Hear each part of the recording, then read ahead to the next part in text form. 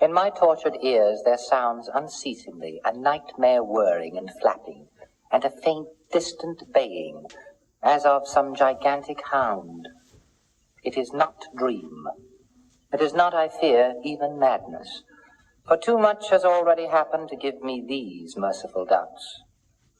St. John is a mangled corpse. I alone know why, and such is my knowledge that I am about to blow out my brains for fear I shall be mangled in the same way. Down unlit and illimitable corridors of eldritch fantasy sweeps the black, shapeless nemesis that drives me to self-annihilation. May heaven forgive the folly and morbidity which led us both to so monstrous a fate. Wearied with the commonplaces of a prosaic world, where even the joys of romance and adventure soon grow stale, St. John and I had followed enthusiastically every aesthetic and intellectual movement which promised respite from our devastating ennui.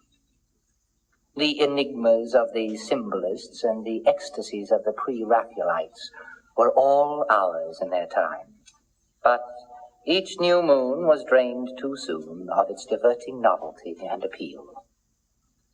Only the somber philosophy of the decadence could help us, and this we found potent only by increasing gradually the depth and diabolism of our penetrations.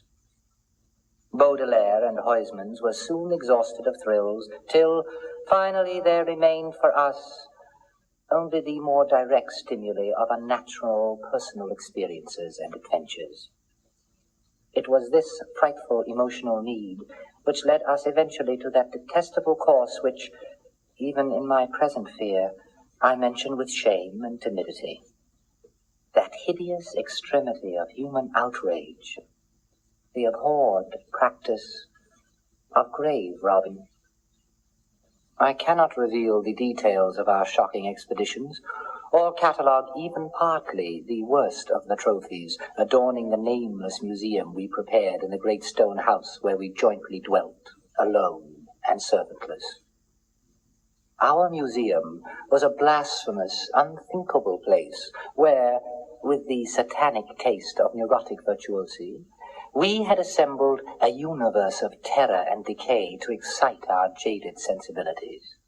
It was a secret room, far, far underground, where huge winged demons, carven of basalt and onyx, vomited from wide grinning mouths weird green and orange light, and hidden pneumatic pipes ruffled into kaleidoscopic dances of death the lines of red charnel things hand in hand, woven in voluminous black hangings.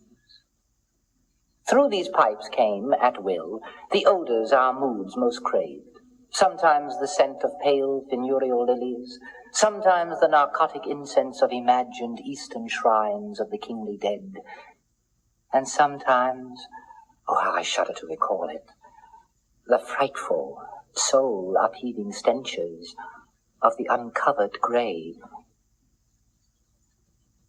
Around the walls of this repellent chamber were cases of antique mummies, alternating with comely, lifelike bodies, perfectly stuffed and cured by the taxidermist's art, and with headstones snatched from the oldest churchyards of the world.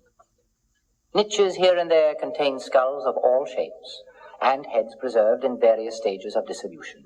There one might find the rotting bald pates of famous noblemen, and the fresh and radiantly golden heads of new-buried children. Statues and paintings there were, all of fiendish subjects, and some executed by St. John and myself. A locked portfolio, bound in tanned human skin, held certain unknown and unnameable drawings, which it was rumored Goya had perpetrated, but dared not acknowledge. There were nauseous musical instruments, stringed, brass, and woodwind, on which St. John and I sometimes produced dissonances of exquisite morbidity and cacodemoniacal ghastliness, whilst, in a multitude of inlaid ebony cabinets, reposed the most incredible and unimaginable variety of tomb loot ever assembled by human madness and perversity. It is of this loot, in particular, that I must not speak, Thank God I had the courage to destroy it long before I thought of destroying myself. The predatory excursions on which we collected our unmentionable treasures were always artistically memorable events. We were no vulgar ghouls, but we worked only under certain conditions of mood, landscape, environment, weather, season, and moonlight. These pastimes were to us the most exquisite form of aesthetic expression, and we gave their details a fastidious technical care. I can recall the scene in these final moments. The pale autumnal moon over the graves, casting long, horrible shadows. The grotesque trees drooping sullenly to meet the neglected grass and crumbling slabs. The vast legions of strangely colossal bats that flew against the moon. The antique ivied church, pointing a huge spectral finger at the livid sky.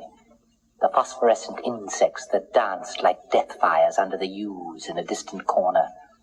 The odors of mold, vegetation, and less explicable things that mingle feebly with the night wind from over far swamps and seas. And, worst of all, the faint, deep-toned baying of some gigantic hound we could neither see nor definitely place. As we heard the suggestion of baying, we shuddered, remembering the tales of the peasantry, for he whom we sought had centuries before been found in this selfsame spot, torn and mangled by the claws and teeth of some unspeakable beast. I remember how we delved in the ghoul's grave with our spades, and how we thrilled at the picture of ourselves, the grave, the pale watching moon, the horrible shadows, the grotesque trees, the titanic bats, the antique church, the dancing death fires, the sickening odors, the gently moaning night wind, and the strange, half-heard, directionless baying of whose objective existence we could scarcely be sure. Then we struck a substance harder than the damp mold, and beheld a rotting oblong box, crusted with mineral deposits from the long, undisturbed ground. It was incredibly tough and thick, but so old that we finally pried it open and feasted our eyes on what it held.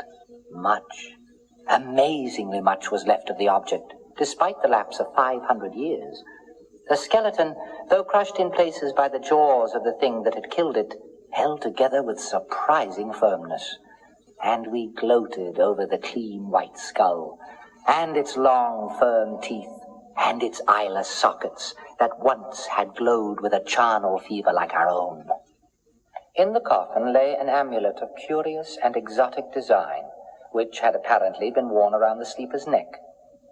It was the oddly conventionalized figure of a crouching winged hound, or sphinx with a semi-canine face, and was exquisitely carved in antique oriental fashion from a small piece of green jade. The expression of its features was repellent in the extreme, savoring at once of death, bestiality, and malevolence. Around the base was an inscription in characters which neither St. John nor I could identify, and on the bottom, like a marker seal, was graven a grotesque and formidable skull. Immediately upon beholding this amulet, we knew we must possess it, that this treasure alone was our logical pelt from the centuried grave. Even had its outlines been unfamiliar, we would have desired it, but as we looked more closely, we saw that it was not wholly unfamiliar. Alien it indeed was to all art and literature which sane and balanced readers know, but we recognized it as the thing hinted of in the forbidden Necronomicon at the mad Arab Abdul al-Hazred, the ghastly soul symbol of the corpse-eating cult of inaccessible Leng in Central Asia. All too well did we trace the sinister lineaments described by the old Arab demonologist. Lineaments, he wrote, drawn from some obscure, supernatural manifestation of the souls of those who vexed and gnawed at the dead. Seizing the green jade object, we gave the last glance at the bleached and cavern-eyed face of its owner, and closed up the grave as we had found it. As we hastened from the abhorrent spot, the stolen amulet in St. John's pocket, we thought we saw the bats descend in a body to the earth we had so lately rifled, as if seeking for some cursed and unholy nourishment. But the autumn moon shone weak and pale. So, too, as we sailed the next day away from Holland to our home, we thought we heard the faint, distant baying of some gigantic hound in the background. But the autumn wind moaned, sad and wan, and we could not be sure. Less than a week after our return to England, strange things began to happen. We lived as recluses, devoid of friends, alone, and without servants, in a few rooms of an ancient manor house on a bleak and unfrequented moor, so that our doors were seldom disturbed by the knock of the visitor.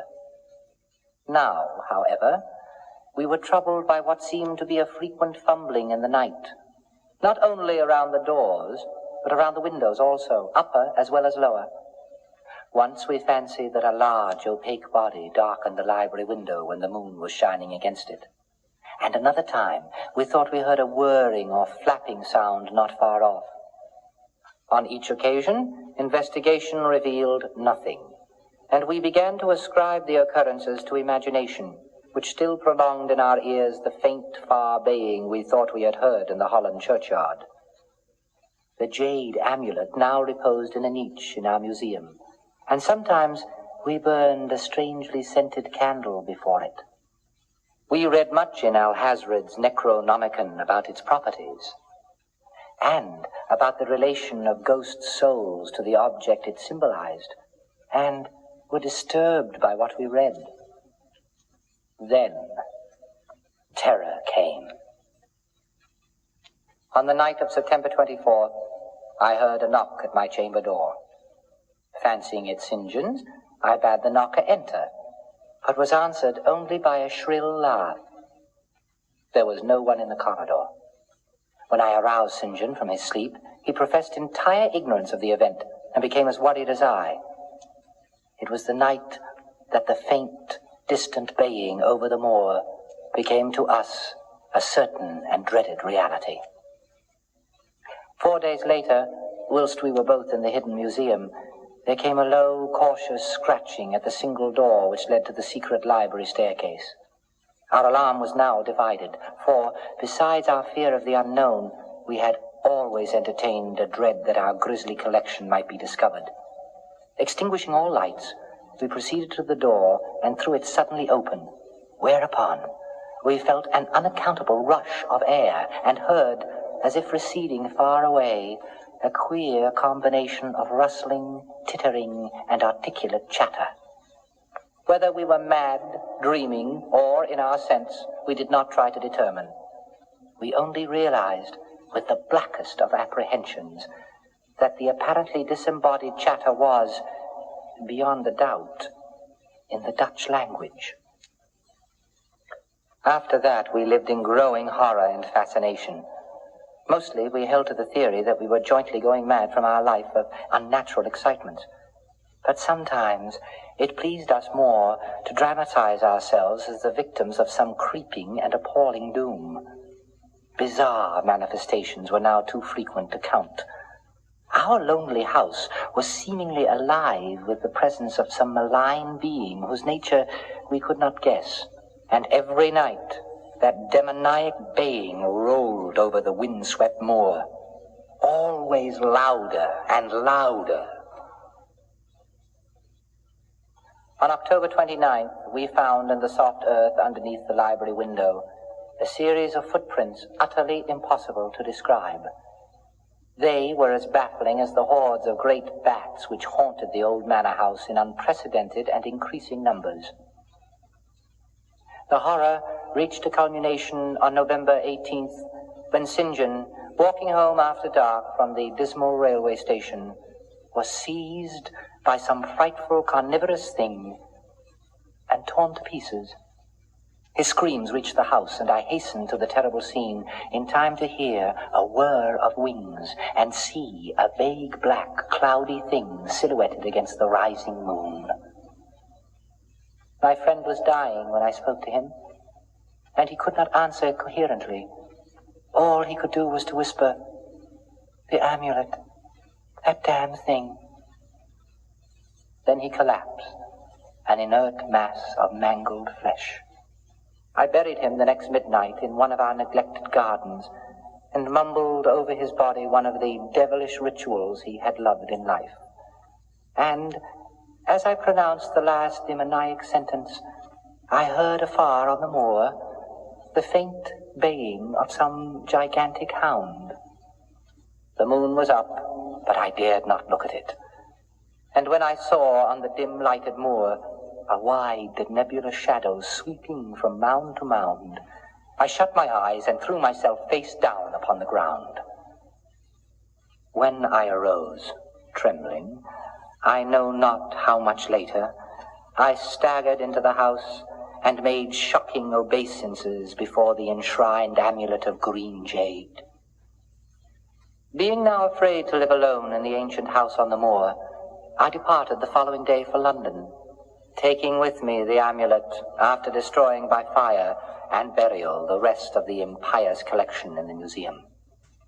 But after 3 nights, I heard the baying again, and, before a week was over, felt strange eyes upon me whenever it was dark. One evening, as I strolled on Victoria Embankment for some needed air, I saw a black shape obscure one of the reflections of the lamps in the water. A wind, stronger than the night wind, rushed by, and I knew that what had befallen St. John must soon befall me. The next day, I carefully wrapped the green jade amulet and sailed for Holland. What mercy I might gain by returning the thing to its silent, sleeping owner, I knew not, but I felt that I must try any step conceivably logical. What the hound was, and why it had pursued me, were questions still vague, but I had first heard the baying in that ancient churchyard, and every subsequent event, including St. John's dying whisper, had served to connect the curse with the stealing of the amulet.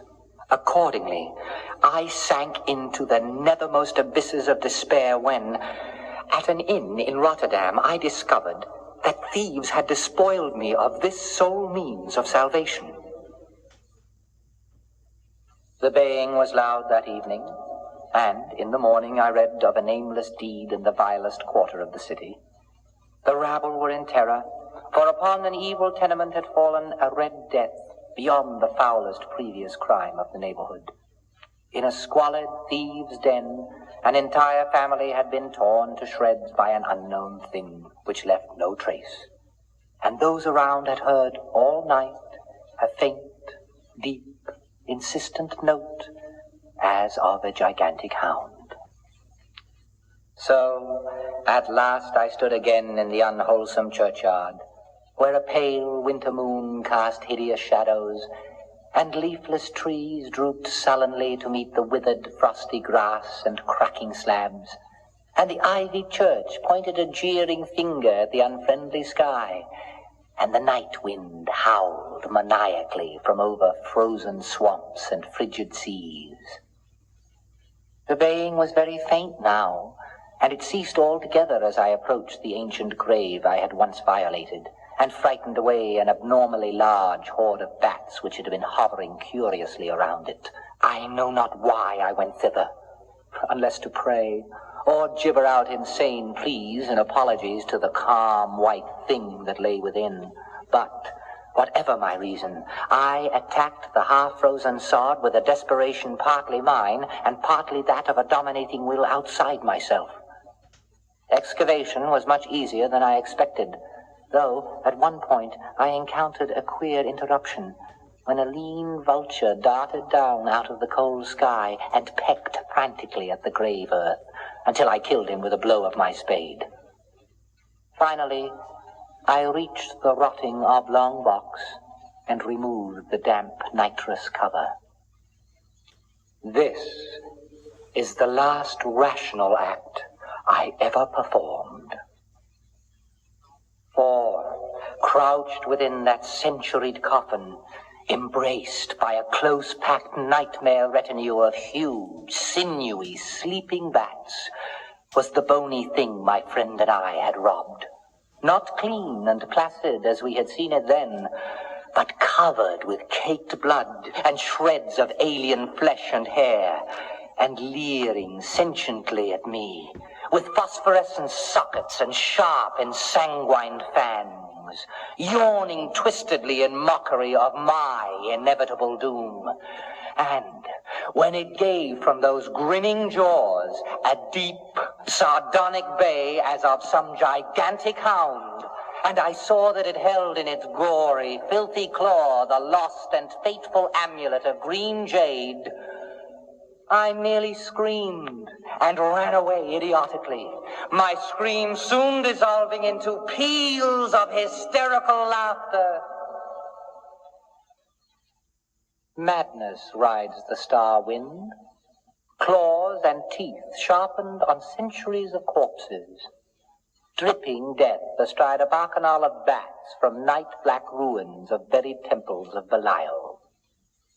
Now, as the baying of that dead, fleshless monstrosity grows louder and louder, and the stealthy whirring and flapping of those accursed web wings circles closer and closer, I shall seek with my revolver the oblivion which is my only refuge from the unnamed and unnameable.